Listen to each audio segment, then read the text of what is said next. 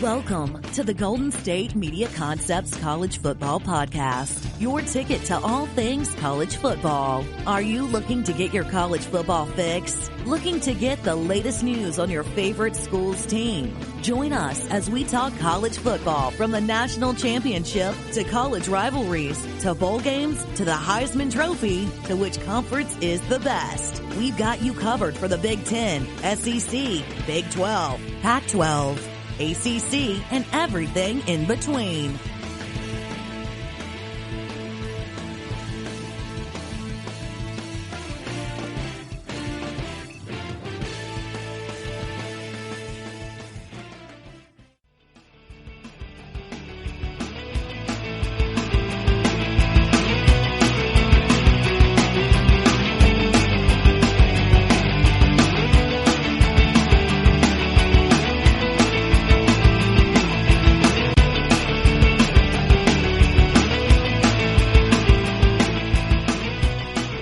Hello, welcome to the GSMC College Football Podcast, brought to you by the GSMC Podcast Network.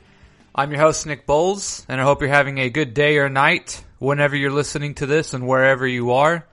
Typically, I like to start out the program with the latest transfer moves and coaching changes that have gone on in NCAA football, but given that a few days ago was the opening of the traditional National Signing Day, there's a lot of things going on, and so I'd like to sort of do one big recap on my next show. So for this show, we're going to continue with the breaking down of the Power 5 conferences, taking a quick outlook in terms of how I think teams will do, who they're playing next year, and what that could mean for next season's outcomes. And so far we've done the Big 12, the Pac-12, and the ACC. This segment, or this episode, I'm going to go ahead and do the SEC. And we will start with what I think was the surprise of last year, which was Auburn. They were led by their true freshman, Bo Nix, as well as an extremely talented defense, and made some big plays for them throughout the year. Last year, the Auburn Tigers went 9-4 overall, 5-3 in the SEC. They had a very sort of disappointing to the end of the year in terms of losing to the Minnesota Golden Gophers. But as it turned out, Minnesota was probably a little bit more of a legit team than most people gave them credit for last year. But overall, I was really impressed by Auburn's season last year. All of their losses were very respectable or understandable.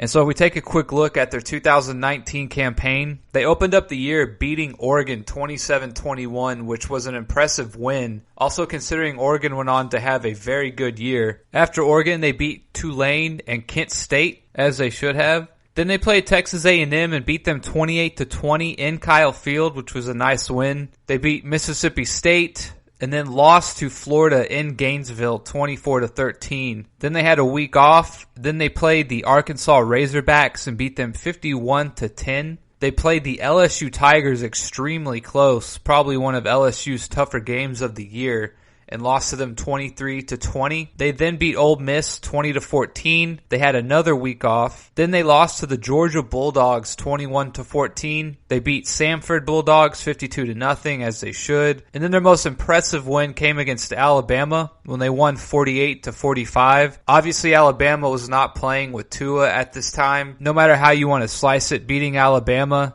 is always a nice win, especially for Auburn. Then they lost to the Minnesota Golden Gophers, like I mentioned, 31-24. And so the outlook for 2020 in Auburn is that I expect them to probably do about the same overall. And again, playing in the SEC, it's just sort of hard to take a big step up or down, as you kind of just tend to be who you are. And considering they have their quarterback coming back, that defense will be good again. And they probably have the sort of same amount of offensive firepower, but with hopefully Bo Nix taking at least a small step forward, as you would hope, in his sophomore campaign, you would think that he probably puts together a little bit of a nicer package overall as a quarterback and is able to bump those offensive numbers up a lot. Bo Nix didn't have the greatest offensive year, but he was a good game manager, a good leader. So I look for him to perhaps maybe bump the offensive numbers up a little bit and perhaps make some big plays throughout the year a little more often than he did last year. If we take a look at their 2020 season, they start off with Alcorn State, which should be a win. Then they go to play North Carolina in Atlanta, Georgia at the Mercedes-Benz Stadium. And for those of you who have been listening to me, I am sort of high on North Carolina next year. I think they add another win or two to their season. So I actually expect this North Carolina game to be pretty close. I think Mac Brown will have a good game plan for Auburn. I think he will have his team ready to go. So I'm going to go ahead and give a slight edge to Auburn here, even though I think this is going to be a good game, probably 3 to 5 points in Vegas if I had to guess. After North Carolina, they play Ole Miss in Oxford, Mississippi. Even though I expect Ole Miss to also be better next year under Lane Kiffin, I think that Auburn probably beats them pretty handily here. Then they play Southern Miss. That should be a win. And then they play Kentucky, which for those of you who don't remember, Kentucky actually went 8-5 last year. They had a decent team. Now they went 3-5 in the SEC, so that sort of tells you where they stack up in terms of playing a team like Auburn. So I think Auburn beats them here probably by a touchdown or double digits. But Kentucky is no scrub as they used to be in terms of football. But again, I expect Auburn to win that game. Then they play Georgia.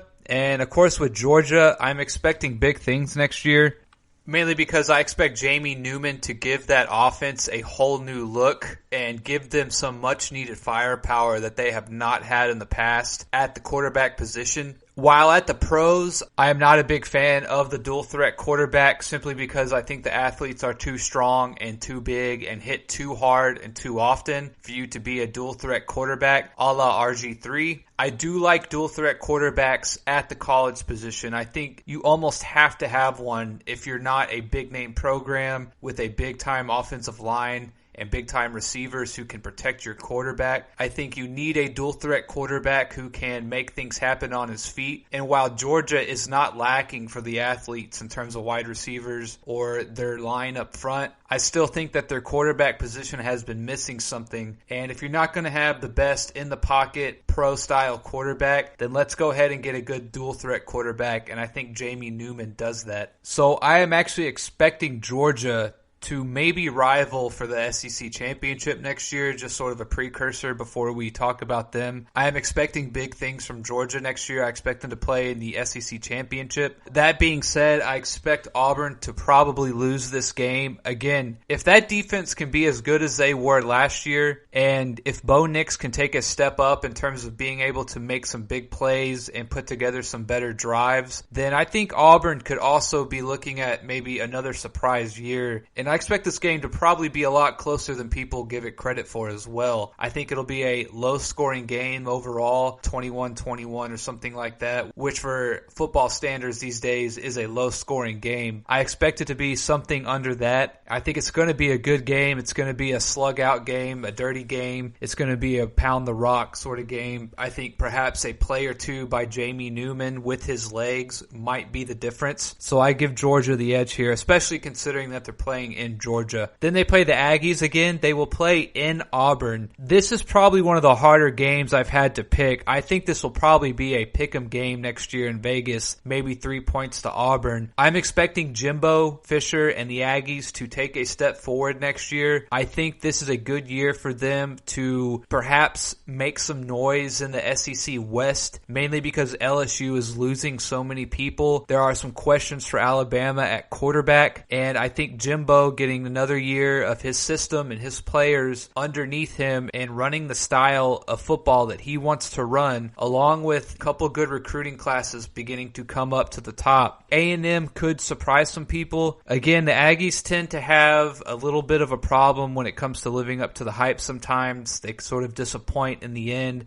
They lose those big games that sometimes you feel like they had the chance of winning. Perhaps A&M can go into Auburn next year and win this game. I'm largely depending that on A&M's defense being a lot better this year coming up. While I find this game extremely hard to pick, I'm going to take a bit of an upset pick here and take A&M to beat Auburn. I think Auburn beat them last year. I think that A&M comes in and returns the favor. I'm expecting a very close game, 3 points, something like that. But essentially, I'm I'm expecting A&M's defense to be the difference next year. I think Mond will be okay. I think the offense under Jimbo getting another year in will be okay, will be slightly better. But I expect that defense to be the difference. And if you remember in the game last year, essentially there was one big play by Auburn. It was something like a 40-yard catch and run that essentially was the game winner for Auburn. And I expect A&M to sort of cut those plays out next year in their defense and be sort of a bend but don't break kind of defense and slightly improved. So I'm going to take A&M here by a field goal, something close. Then they have a week off, and then they play Mississippi State. I'm obviously expecting them to win that game. Then they play Arkansas. They crushed Arkansas last year. I expect them to do the same. Maybe not 51-0 like they did the year before, but I expect them to win. Then they play the University of Massachusetts Minutemen. That again should be a win. Then they have a very tough closing out of the year by playing LSU and Alabama back-to-back. They will play LSU at home. Unfortunately, they play Alabama on the road. But again, as I mentioned, LSU is losing a lot of talent, and Alabama is going to have some questions or perhaps some struggles at the quarterback position. And I know that in the past, even when Alabama has not had the best quarterback, they've still had the talent across the board to sort of cover up for it. But if that Auburn defense can be as good as they were last year, that possibly could be the difference in terms of Alabama winning or losing this game against Auburn. And the main reason why I'm going to give the edge to Alabama here in this game is because I think that by the end of the year, I think that Alabama will perhaps have begun to put their offense together, and perhaps Saban is getting those guys clicking a little bit. Had Auburn played Alabama in the beginning of the year, I think I would actually give Auburn the slight edge. But since this is the last game of the year in Tuscaloosa, I expect Alabama to pull out a victory. The LSU game, I'm going to have to give a slight edge to Auburn, actually. I know a lot of people may think that's crazy, but LSU is simply just losing too much talent across the field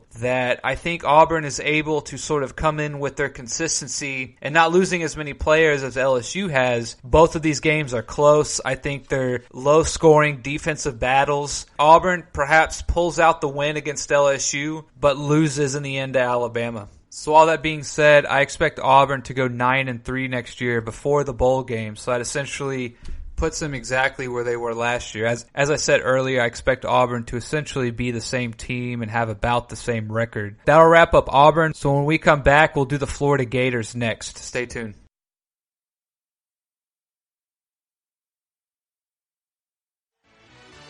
Are you looking for the very best NFL and college football podcast? Then check out the GSMC Football Podcast. Get the latest football news both on and off the field. From the NFL Draft to trades to the rumor mill to the NFL Combines. They got you covered. That's GSMCpodcast.com/football-podcast. Get updates on college rivalries, game day insights, and much, much more. It's football talk the way you want it. This show eats, sleeps, and breathes football. Don't forget to like them on Facebook and follow them on Twitter. Visit GSMCpodcast.com for more info.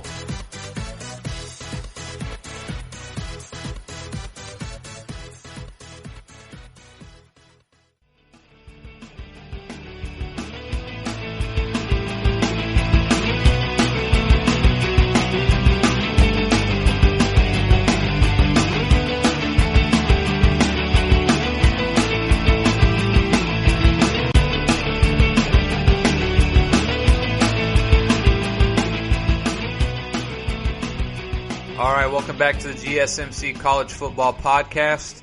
Last segment we did the Auburn Tigers, and I picked the Florida Gators to do next because if the Auburn Tigers are in the West, I felt like their mirror team was the Florida Gators in the East. And what I mean by this is they both sort of had surprising years last year. They kind of did better than expected. Florida finished 11-2 last year, which is a very good record for them. They did much better than people anticipated. Their only losses came to LSU and Georgia, which is obviously tip of the cap, but those are your only two losses. And you lost to Georgia by a touchdown, and you lost to LSU by 14, which is not good. But if those are your only two losses, then that's not really anything to be too ashamed of. If we look at who else they played Miami first game of the year, which should regularly be a good out-of-conference game, but given Miami's struggles last year, not exactly the best, I suppose. It's a good name brand matchup, I guess you could say, and the fact that they both play in Florida. They beat Miami 24-20. Then they had a week off the second week of the year. You guys know how I feel about bye weeks in the first 3 to 4 weeks. I think they're kind of pointless. You've had 9 months off. I think the least you could do is play 3, 4, 5 games before getting a bye week. Then they played the UT Martin Skyhawks, beat them 45-0 as they should. They played Kentucky. Again, I told y'all Kentucky is not necessarily a bad team anymore. They beat Kentucky by 8, 29-21.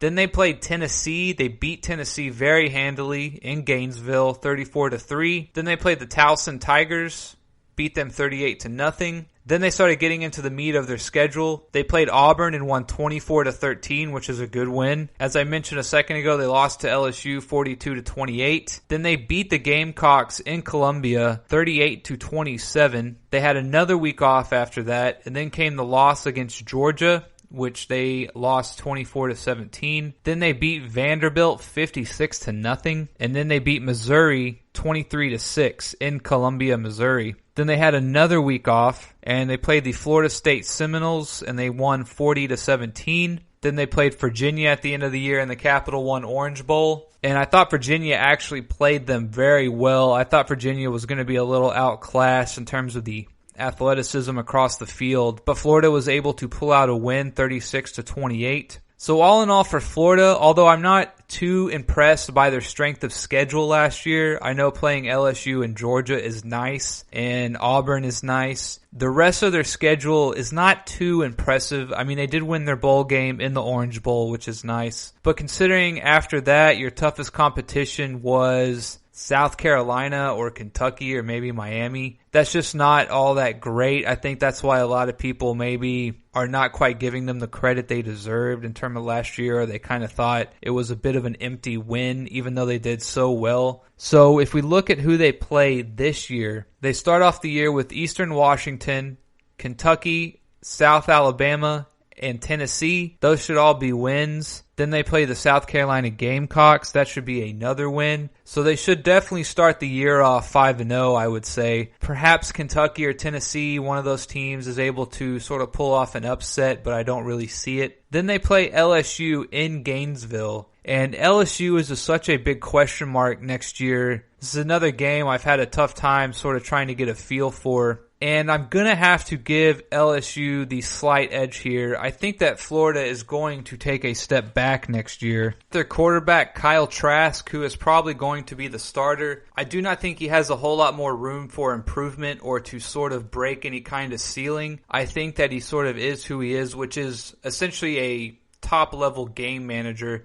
He doesn't necessarily wow me or excite me in terms of being able to see if he can take that next step. I think last year was his ceiling or was sort of him on the higher end of performance. So I don't really see their quarterback position getting any better. And I think that overall Florida is going to lose 1 or 2 more games this year. But again, the one thing they have going for them is a pretty easy schedule. So they should start the year out 5-0. I think they lose to LSU. Then they play Ole Miss. Ole Miss should be a win. Then they have a week off. They play Georgia again. That should be a loss. Then they play Vanderbilt, Missouri, New Mexico, and Florida State to round out the year. So I think they go 10-2 next year. Again, they have a very easy schedule now that I'm looking at it. It's sort of crazy. I would think it would be a little tougher. Perhaps they drop a game to Kentucky or Tennessee and some kind of upset loss. I'm expecting them to go 10-2 before their bowl game. Perhaps Missouri or Florida State can pull some upset out as well. Overall, it looks like the teams that they should beat,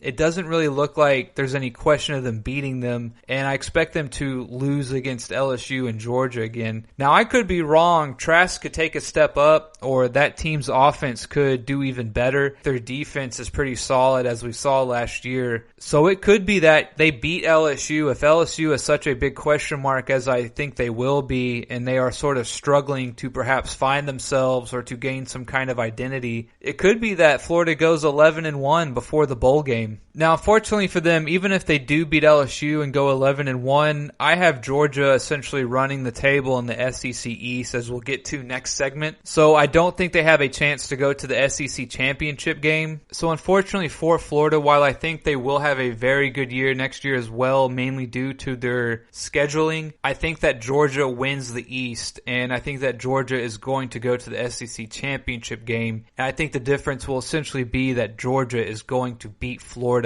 And as long as Georgia does not slip up somewhere, which is possible, again, as I say, we play the game on the field and not on paper, and Georgia is going to have to play teams like Alabama, Auburn, Florida, and Virginia to start out the year. I see Georgia also running the table and winning all of their games next year. I think they go undefeated into the SEC championship game, which we'll get into next segment. But for Florida, I think they have another good year, but just sort of an empty year as it was last year. Even though they had such a good record in 2019 at 11-2, it just didn't wow anybody. It just sort of didn't blow anyone away in terms of who they beat and then who they lost to. Now, they did beat Auburn, which was probably their best win of the year at 24-13. But that being said, you look at the rest of their wins, and none of them are just very impressive or sort of do anything for you that would say they are ready for the next level. So I have Florida going 10-2 again next year, maybe 11-1 before the bowl game, but just the way their scheduling lines up, I don't think their wins will be too impressive, and I think the one team that they definitely will lose to will be a team in their same division that will go undefeated. All Florida can do is play the games on their schedule, and I think they have another good year next year, but sort of an empty year again as they were last year. As I said just a second ago, for the next segment, we'll get into the Georgia Bulldogs and how I think they will do next year, so stay tuned.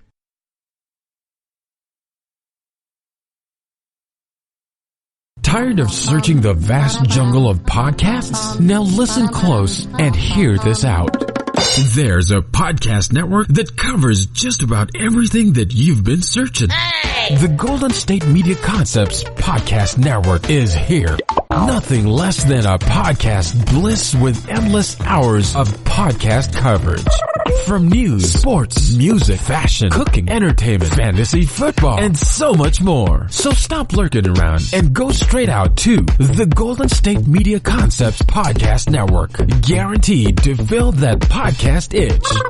Whatever it may be. Visit us at www.gsmcpodcast.com. Follow us on Facebook and Twitter, and download us on iTunes, SoundCloud, and Google Play.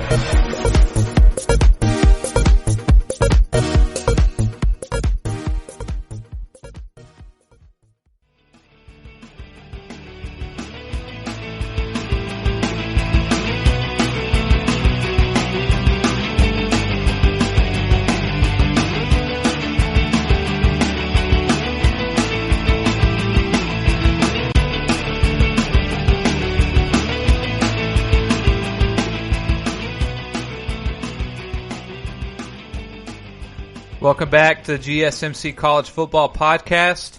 We're making our way through the SEC, taking a look at next year, giving a little bit of a rundown of who is playing who, what we can maybe expect. And so far, we have done Auburn and Florida, and we're going to continue right now with Georgia. Last year, Georgia went 12-2, 7-2 in the SEC, a nice win against Baylor in the All-State Sugar Bowl. They didn't do too good in the SEC championship game against LSU 37-10, which again shows how they are sort of lacking some firepower on offense. They also had a loss to South Carolina in a double overtime game, which was a great game, but for Georgia, it just can't be having losses like that. And perhaps had they won that game and even lost to LSU in the SEC championship game, there's a decent chance that they go to the Final Four, maybe in over Oklahoma. But last year they had a pretty good year, I would say overall. Again with Florida, it's sort of as if their schedule was not that strong, but it was definitely stronger and better than Florida overall. Last year they beat Vanderbilt, Murray State, Arkansas, and Notre Dame to start off the year before they had a bye week. And the Notre Dame game, they won 23-17. And I've said for a little while now that I think Notre Dame's been a little overhated the last couple of years. I think they've actually had some very worthy football teams in terms of their ranking, which people feel like they are typically a little overrated, and being in the independent, they probably feel that they're not really playing that good of competition overall. But the last few years, I think Notre Dame's had some good teams, and they've also played some good teams. Notre Dame only lost by 6 in Athens to Georgia last year. After the bye week, they beat Tennessee to go 5-0.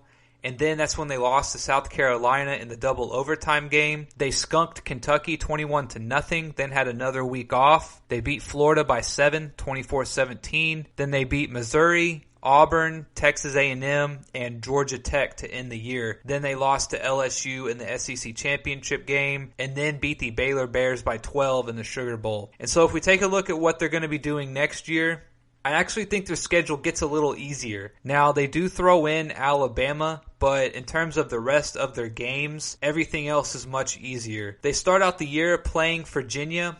And again, I think Virginia has been kind of sneaky good the last few years. You could sort of classify them as not an easy out. And again, like I say about these early out-of-conference games, you kind of have nothing to lose if you are a team who is kind of trying to punch up. If you're not exactly expecting yourself to play in the final game of the year or the final 4 of the year, then I think it's in your advantage to schedule these bigger games and these bigger names early in the year and for out-of-conference games. So they essentially will be going into Athens with nothing to lose. And as I've said, as long as you don't get blown out, then I think it works in your favor. And so Virginia, I think, will probably be playing like there's nothing to lose. And so I expect them to perhaps make it a good game. I think Virginia, as I said, has been a little underrated the last couple years, or has continuously played above where they should be. So again, for Virginia and for Georgia, this is kind of a dangerous game. And in these early games, a lot of times you never know what could happen. Your timing could be off. You could have some chances for an upset. Teams probably don't have their rhythm down as much as they could in terms of being later in the year or having a couple games under their belt. So for Virginia, I think they will be going in to play Georgia the first game of the year with nothing to lose, and that could be a scary game for Georgia. But the Georgia defense prevails. I think it possibly could be a high-scoring game depending on what Virginia is able to do on the offensive side of the ball. But I think Georgia wins this game. It's probably going to be about a 7 to 10 point spread, something like that. I think Georgia probably wins by 2 touchdowns if you ask me. So after Virginia, they play East Tennessee State. And then they go to Tuscaloosa to play Alabama, the third game of the year. And I think Georgia's going to beat Bama this year. I just think that with the questions that Alabama has at quarterback and perhaps lacking some offensive firepower, I just think that Alabama, at least in the beginning of the year, is going to take a half step back. And I think Georgia is, by this time, in my opinion, I think Jamie Newman is probably making some plays on offense that they haven't had the last few years. I expect the Georgia defense to be extremely good next year, and so I think Georgia's going to pull out a win against Alabama. Close game, 3-7 points, something like that. I think it's a defensive struggle and a defensive game, but I think Georgia wins that game. Then they play the ULM Warhawks. That should be a win. Vanderbilt should be a win. Then they play Auburn at home, and I think they beat Auburn. Auburn, again, is not going to be an easy out. That could be a very good game, or perhaps a slip-up game by Georgia if they don't go in with the right mindset. But I think that they beat Auburn. I just think Georgia is head and shoulders in terms of talent next year, and the fact that they're getting Jamie Newman at the quarterback position, which I think is a really big deal for them. I don't think people are quite realizing how much of a difference maker that could make their entire team. Obviously, it gives their offense a new look, a new feel. It definitely is going to be opening up the playbook for Kirby Smart. And I think Kirby Smart is going to be taking full advantage and coming up with some very creative plays and putting his players in the right position to make those plays. And so I really think Georgia's offense is very good next year, along with their defense, which will be very good. I don't see a lot of holes in Georgia next year. I don't see a lot of question marks. You know, last year with Fromm, it was always about, will Fromm be able to score enough points? And along with that, will their offense be able to score enough points to help their defense out? We all know their defense is good and can essentially shut anyone down. But it was always about Fromm and if he's good enough and if he will be able to put points on the board. And I just think that Fromm struggled a little bit last year. And even if Jamie Newman is struggling at times next year, I think his feet is going to give him an extra element that he can use to make plays when they are struggling and keeping the defenses honest when they play them and having to notice him and keep an eye on him. So they beat Auburn in Athens, I believe, next year. Then they play Missouri in Columbia, Missouri. That should be a win. Then they have a week off, and then they play Florida Gators in Jacksonville. I think that is a win. Their defense is going to shut down Florida, while the Georgia offense is going to be able to put up enough points to get the victory. Then they play South Carolina for a rematch of that double overtime game next year. I don't see it being the same. I think Georgia comes in with a bit of a chip on their shoulder, realizing that South Carolina played spoiler to them last year, and I think they want to get that one back. Then they finish out the year Tennessee, Kentucky, and Georgia Tech. And as I said, Kentucky and Tennessee, they always have at least one good game in them, and if it comes against Georgia, maybe they're able to pull off some kind of upset. I'm honestly expecting Georgia to go undefeated next year and be in my Final Four for the playoff. I am absolutely unsure who comes out of the West. I don't know who that's going to be in terms of who they play in the SEC championship game. I don't think it really matters. They will have a chance to prove themselves against Alabama. I do not think LSU is going to make the SEC championship game just for sheer lack of losing so much talent. I'm just not sure what to make of the SEC West next year, but I don't think it matters. I think Georgia wins, goes undefeated. Georgia wins the SEC East. I think they win the SEC championship game, and I think they're in the Final Four next year for sure. In fact, I'm probably more sure that they will make the Final Four between them and Clemson than any other team. So that's how I see Georgia next year. Not exactly a whole lot to cap. I think they have a pretty easy schedule overall. They're sort of like Florida, except that I think that they are going to beat Florida and therefore go undefeated and therefore be in the SEC championship game. So unlike Florida, who has to play Georgia, and that will probably be the deciding game of who comes out of the SEC East, I think Georgia beats Florida, going to run the table next year and get to the Final Four. Will they win the Final Four? I don't know. I want to do another segment maybe here at the end or whenever I finish up the Big Ten as well, and I will perhaps make some predictions for the Final Four next year. Obviously way too early, and we'll see how the season begins to unfold as we get into the early part of it. Georgia and Clemson are the odds-on favorite to play in the final game of the year. So now that we've wrapped up Georgia, when we come back, I'm going to do Alabama, and we'll see what next year has in store for them. So stay tuned.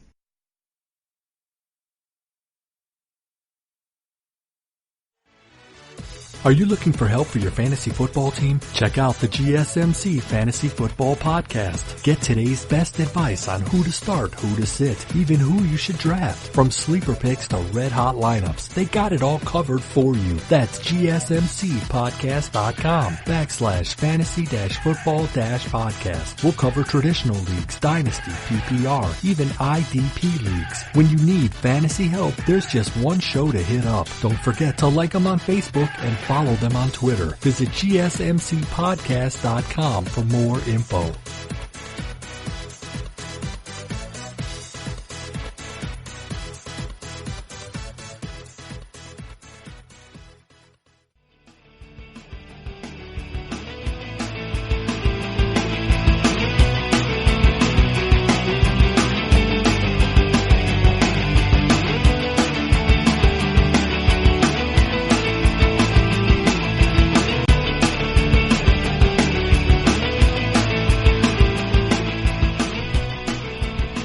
Welcome back to the GSMC College Football Podcast. We're doing our rundown of the SEC, taking a look back of 2019, and then also making some predictions for 2020. Right now, we're going to move on to the Alabama Crimson Tide. Their storyline last year was essentially that they lost Tua, and then the season sort of came apart there at the end. Overall, they still had a very good year, 11-2 overall, 6-2 in the SEC. They had a pretty nice win against Michigan at the end of the year in the Citrus Bowl, beat them 35-16. They probably would have played in a much better bowl had they not lost to Auburn in the last game of the year by 3 points, 48-45. To quickly go over their 2019 season, they opened up the year against Duke, New Mexico State, South Carolina, Southern Miss, Miss and Ole Miss. They started off 5-0.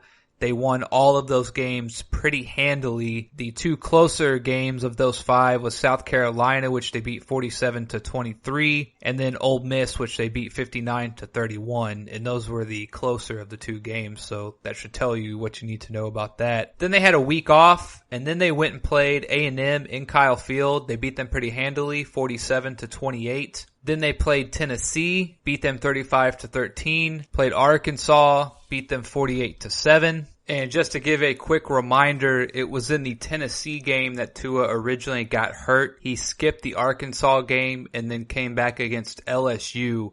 So after they beat Arkansas 48-7, they had a week off. Tua used that week as much as he could to rehab and try and get better. Then they played LSU, where he had a good game, but his completion percentage was only around 52%, so he was obviously struggling a little bit, and LSU obviously has a very good defense as well. They lost to LSU 46-41. It was a great game. LSU was able to pull off the victory in Tuscaloosa. Then they played Mississippi State and the Western Carolina Catamounts. They won both of those games handily, as they should. And then that is when they dropped the final game of the year to Auburn 48-45. And then they had a very impressive win against Michigan 35-16. So overall, it was kind of a disappointing year for Alabama, or a bit of a letdown, especially with Tua getting hurt. I think when Tua went out, that kind of made the difference, sort of was the writing on the wall, unfortunately, for Alabama. And kind of going back to what I was saying about Jamie Newman with Georgia, is that it just shows you how important having a quarterback is, no matter how good the rest of your team may be all across the board. The Tua situation also highlights why I am picking Georgia to win it next year in terms of the SEC. Jamie Newman is sort of the X factor for Georgia and puts them over the top for me. Now, obviously, he could get hurt again or something of this nature. Setting injuries aside, I think Georgia is going to win largely because of Jamie Newman being able to produce some offense for them. And we saw when Tua went out, the offense was just not the same. And even though their backup quarterback came in and played some very good minutes for them and did some things well, you could just tell it wasn't quite the same. They weren't quite running the same formations, the same kind of looks. They didn't trust him as much as they did Tua, obviously. But when you have a guy like Tua and then to replace him, it is obviously not easy to do. And the things that Tua could do on the field really hampered them a little bit in terms of what Saban was probably comfortable with running. And sort of just to mirror Tua getting hurt and how it sort of hurt them at the end of the year is also the reason why I picked Georgia in the last segment and why I think they will win the SEC. So if we look at their schedule coming up, they have a very nice start to the beginning of the year. They have sort of a bookend season, if you want to call it that. They have some interesting games in the beginning, and then they have some tougher games at the end. In the middle, they kind of have a soft spot. And so they open up the year in Arlington at the Dallas Cowboys Stadium against the USC Trojans. I expect them to win this game, but again, it will be a big name game. And so if Alabama can come out and really put it on USC, I think it will set the tone for the rest of the year for them in terms of them sending a message that they can do it without Tua. Again, for USC, I think they should play as if they have nothing to lose. I mentioned in the USC segment when I covered them that I think this will also be a tone setter for them and will be a bit of a wake-up call in terms of them realizing where they need to be and where they're currently at. And I fully expect Alabama to beat USC by 10-plus points. I think they put it on USC. I think the physicality on the offensive and defensive line is going to be the difference. I do not think USC has the athletes to keep up with Alabama. Not counting the quarterback, I don't think the quarterback play is going to make much of a difference here. I think the defensive and offensive line for the Alabama Crimson Tide is going to win this game. But I do think that will be a fun game to watch, just to sort of see what used to be the two best programs in football go at it, USC and Alabama. But I think Alabama wins that one pretty handily. Then they play the Georgia State Panthers. That should be a win. Then they play the Georgia Bulldogs at home in Tuscaloosa. And as I said before, I think Georgia wins this game. I think they have the horses and the bodies up front on the offensive and defensive line to negate what is typically a strength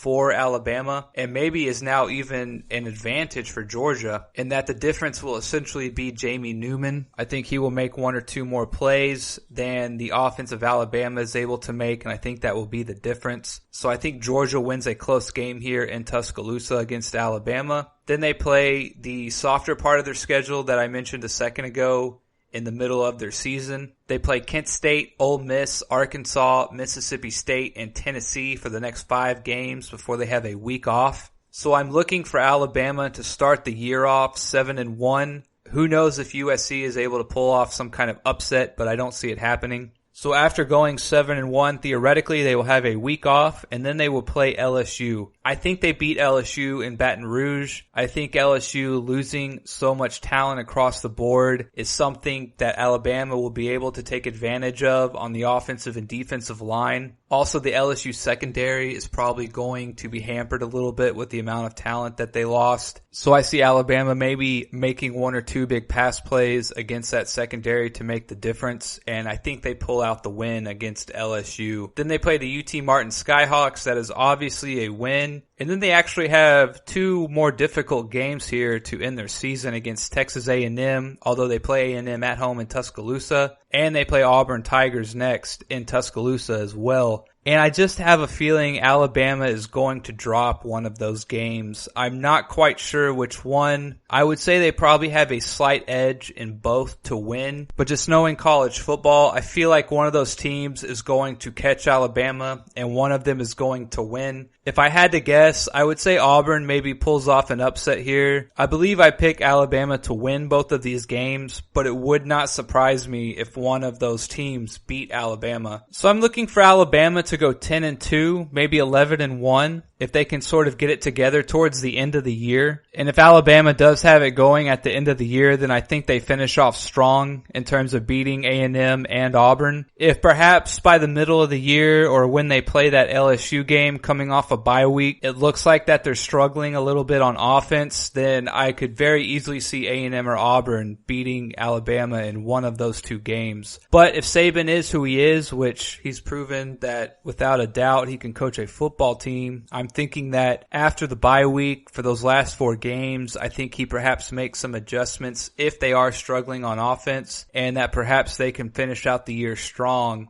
and will go the year with only losing 1 game. So I expect them to go 11-1 heading into the bowl year. Very possible that they could win the SEC West. I think the SEC West is up for grabs next year. I've even mentioned before that A&M could be a little bit of a dark horse, maybe even Auburn. I just think that LSU is going to slip up in 1 or 2 games this year because of what they lost. And Alabama will probably lose to Georgia. They might get a rematch in the SEC championship game. But I essentially see them going 11-1 heading into the bowl, maybe 10-2. We'll see how they're doing. I think by the time they get past Georgia and they play a couple of these easier games in the middle of their schedule, if they struggle against Tennessee or Ole Miss or Mississippi State and they just don't quite look like they're doing as well as we think they can, you know, let's say they're sort of having a Jake Fromm year last year for Georgia and they just seem to be struggling a little bit on offense, then they could lose to LSU, A&M, and Auburn if they're struggling. Who knows? Now, they do finish out the year, those last 3 games, UT Martin, A&M, and Auburn in Tuscaloosa, so they have that going for them. But if it does seem like they're struggling a little bit on offense, then LSU very well could beat them at home in Baton Rouge. And we could look at Alabama going 8-4 at worst, possibly. I don't think that will happen, but maybe even a 9-3, a 10-2 year is definitely possible. I think 11-1 is their ceiling. I do not think they're going to beat Georgia. So that's how I feel on Alabama. Again, the SEC West will be very fun to watch next year. I think there's a lot of parity given that Auburn and A&M are coming in with some consistency at quarterback and their team overall, and Alabama and LSU are kind of having to revamp and are going to have to essentially put a new team out there, especially at the quarterback position, and that could make things interesting. So when we come back, I'm going to do the Aggies next and then also maybe touch on Ole Miss and Mississippi State since they got new coaches, see what we think they might do. So stay tuned and we'll talk about them when we come back.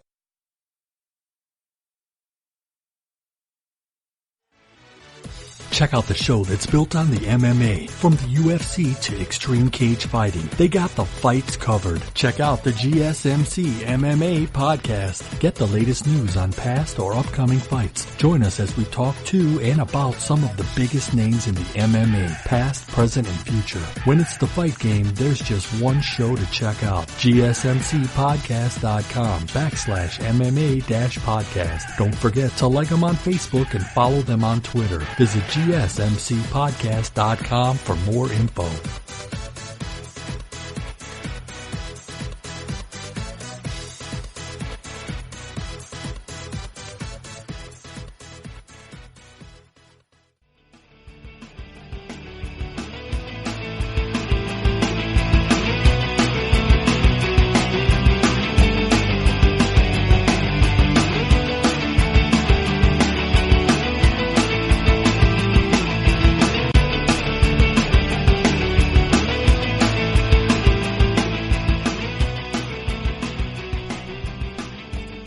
Welcome back to the GSMC College Football Podcast.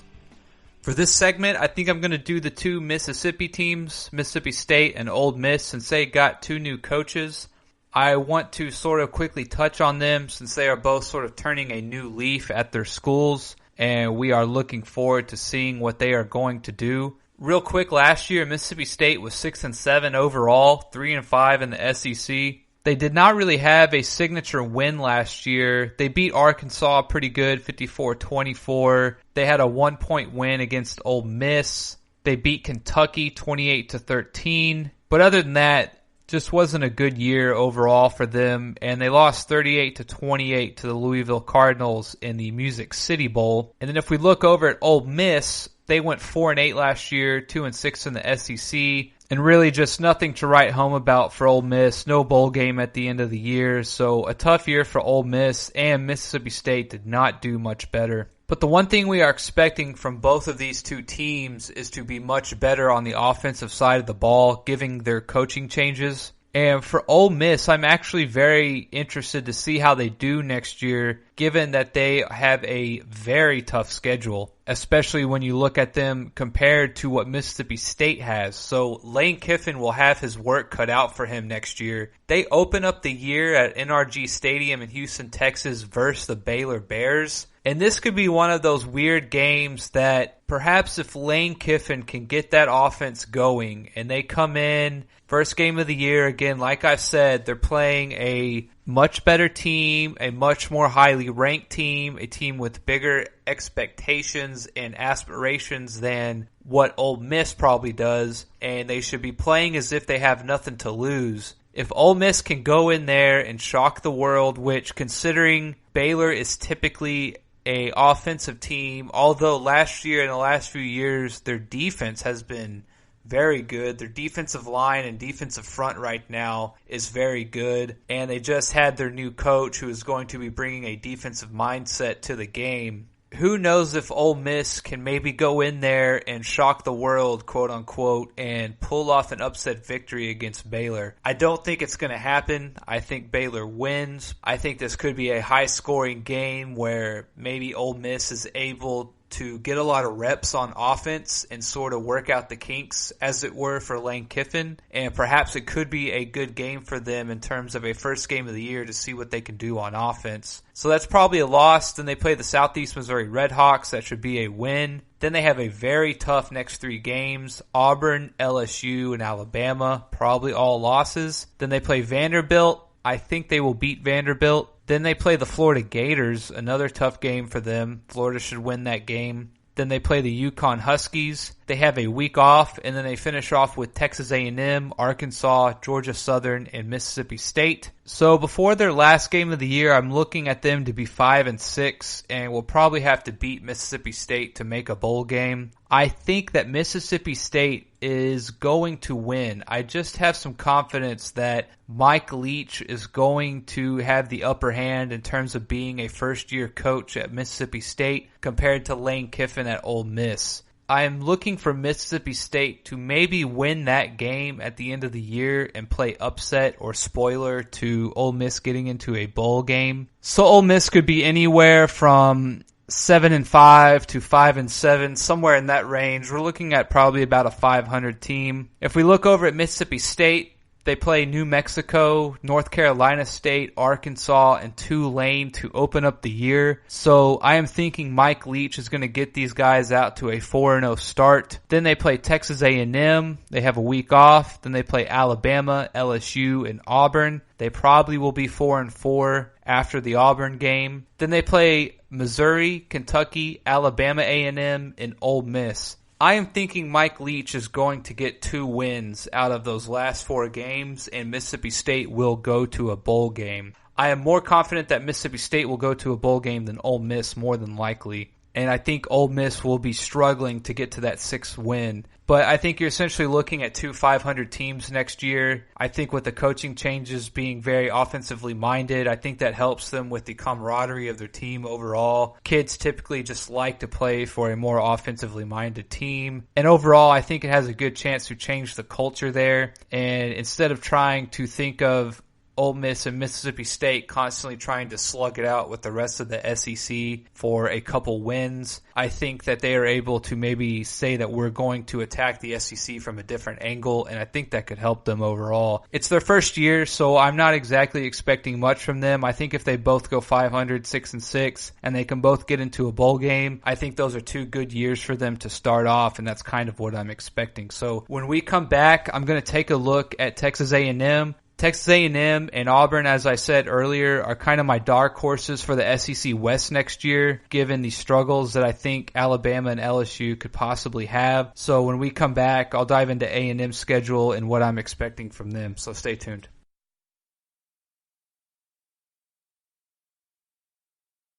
This is your ultimate stop for everything sports. The Golden State Media Concepts Sports Podcast. Should I say more? From the NFL, MLB, the NBA to MMA, it's all in here. The Golden State Media Concepts Sports Podcast. Listen now.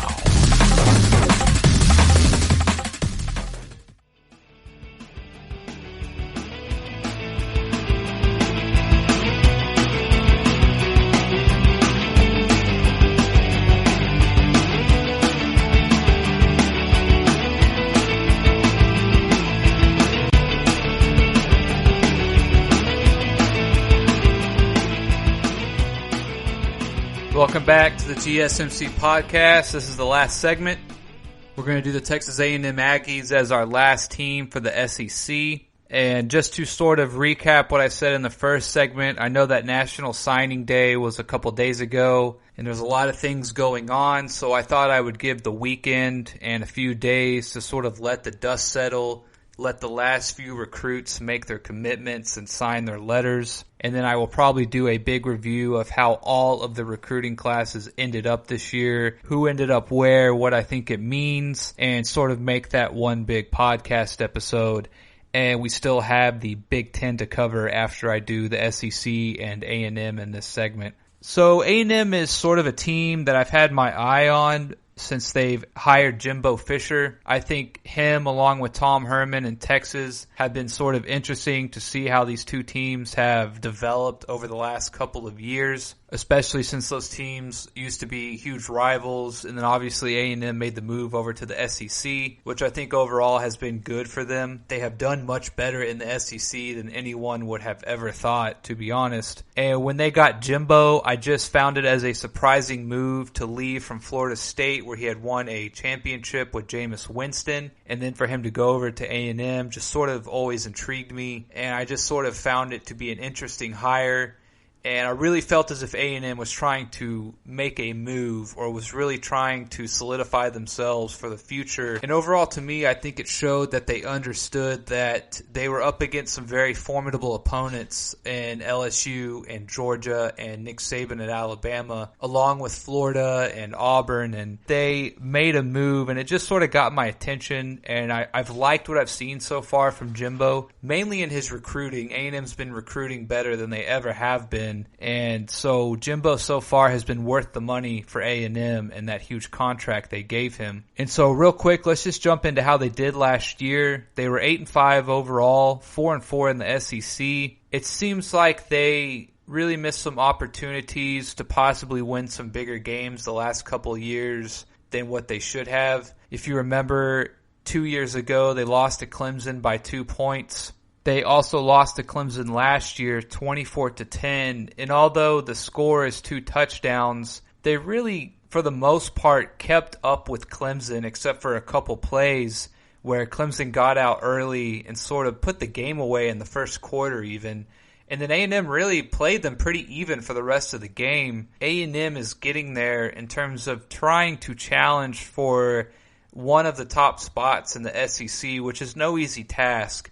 With this recruiting that they've had going on, Jimbo obviously I think knows the X's and O's. This year coming up and the year after will sort of be, I don't want to call it a make or break because you are in the SEC, and just because you don't win the SEC, it doesn't necessarily mean you're doing a bad job. But I think it's going to be very telling of if Jimbo will be able to get the job done. And so I will give him a pass this year if he goes 8-5 again or something like that. But the year after, he's really got to win some big games. And we will find out ultimately if he is worth the contract. Now, in my opinion, as I said, with his recruiting, I think he's worth the money so far. He's been doing a great job in recruiting, and essentially if you can recruit well, then your coach pretty much has paid for himself. So let's look at what they did last year. They beat Texas State as they should. They lost to Clemson 24-10 as I just mentioned. They beat Lamar 62-3. They lost to Auburn 28-20, and again, another one of those disappointing games. Auburn essentially won the game on sort of a 40-yard pitch and catch, I think it was. That essentially was the difference, and again, it's just one of those things where A&M comes up a play or two short. It's just a little frustrating. If you flip a coin again, maybe they win that game. So they lost to Auburn 28-20. They beat Arkansas 31-27, which they should have beat them by more, but a win is a win. Then they had a week off. They lost to Alabama 47-28, which is not a pretty loss, and it was in College Station to boot. Then they beat Ole Miss 24-17. They beat Mississippi State 49-30. They beat UTSA 45-14. Then they had another week off. They beat South Carolina 30-6. And then again, another game that was a nail biter and close, and they just couldn't pull it out. They lost to Georgia 19-13. And I think A&M's defense really started to improve, I guess, up to that point.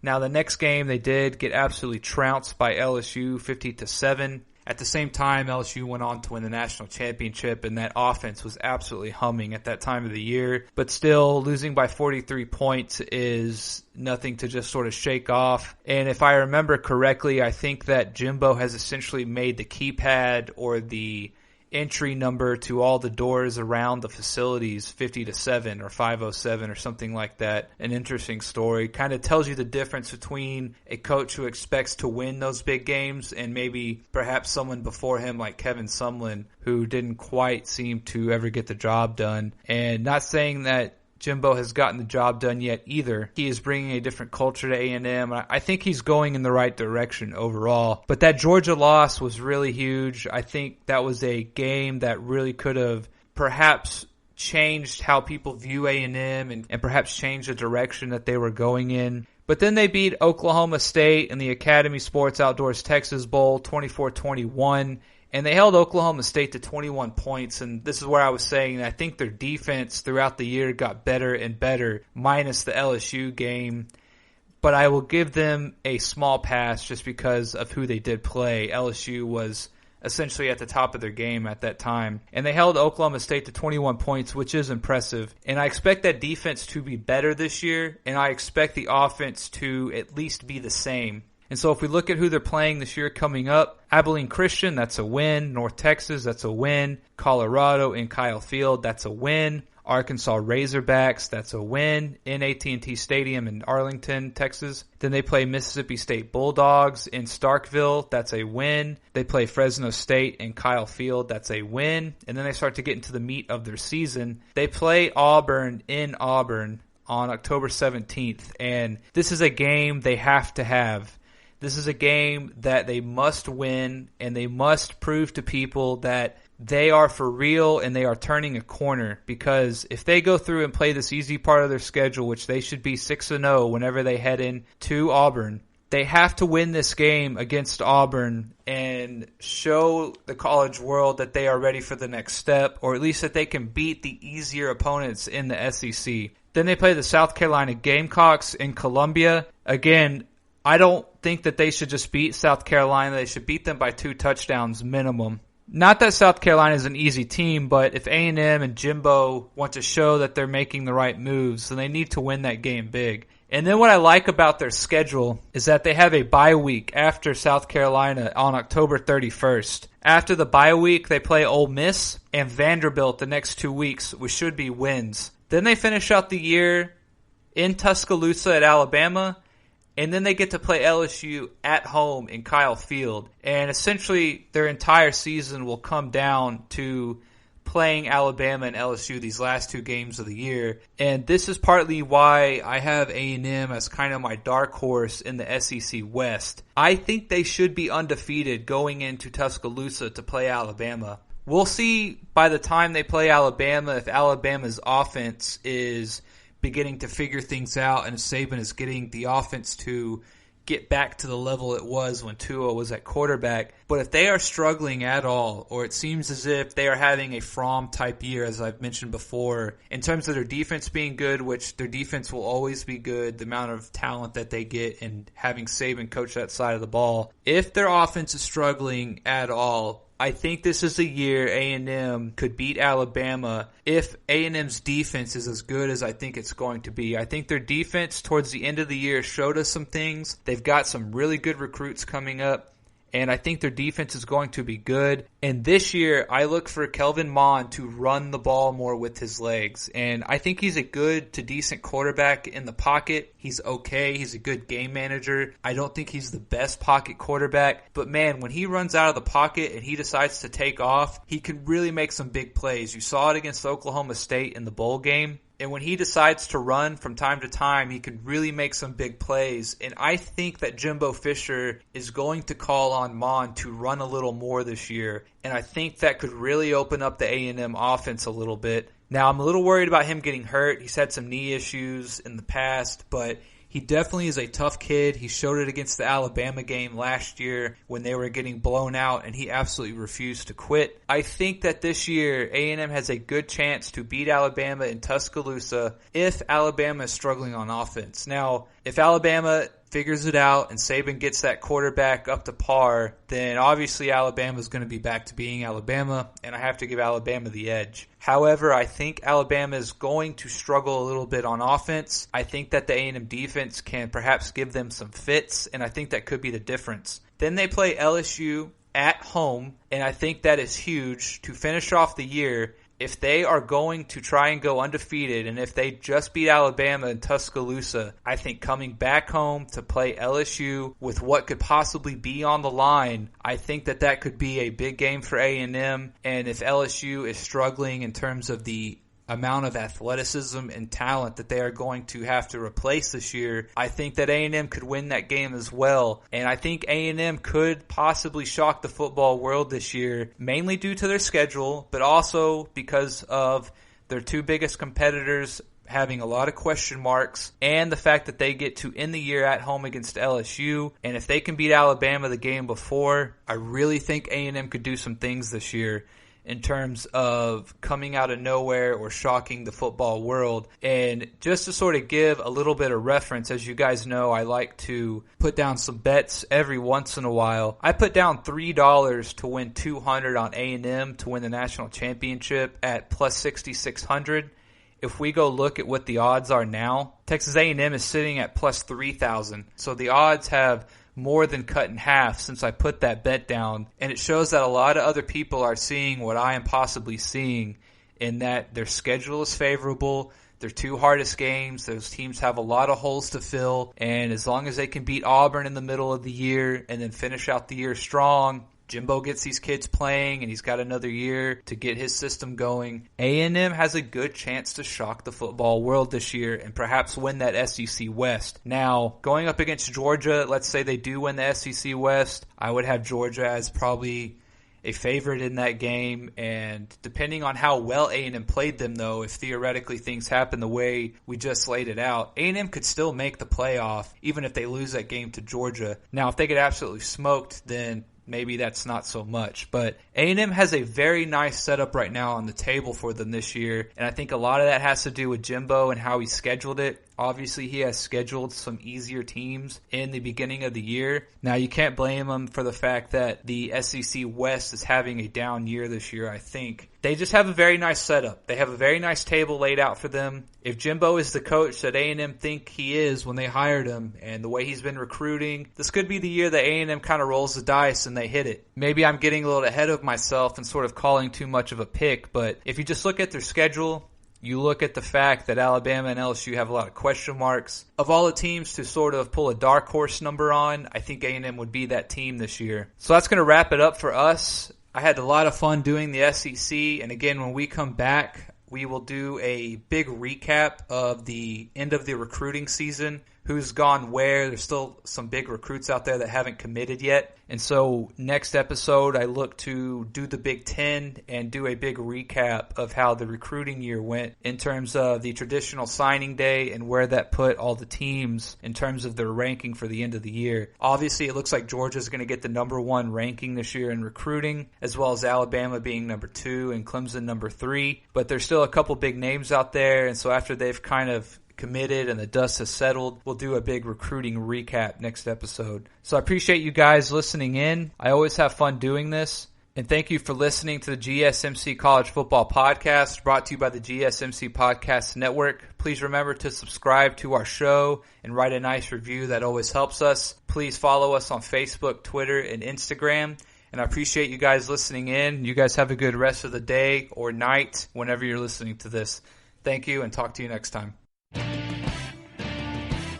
You've been listening to the Golden State Media Concepts College Football Podcast, part of the GSMC Podcast Network. You can find this show and others like it at www.gsmcpodcast.com. Download our podcasts on iTunes, Stitcher, SoundCloud, Google Play, or anywhere you find podcasts. Just type in GSMC to find all of our shows from the GSMC Podcast Network. From football to basketball, baseball to MMA, and even soccer. You can also follow us on Twitter and Facebook. Thank you, and we hope you have enjoyed today's episode of the Golden State Media Concepts College Football Podcast.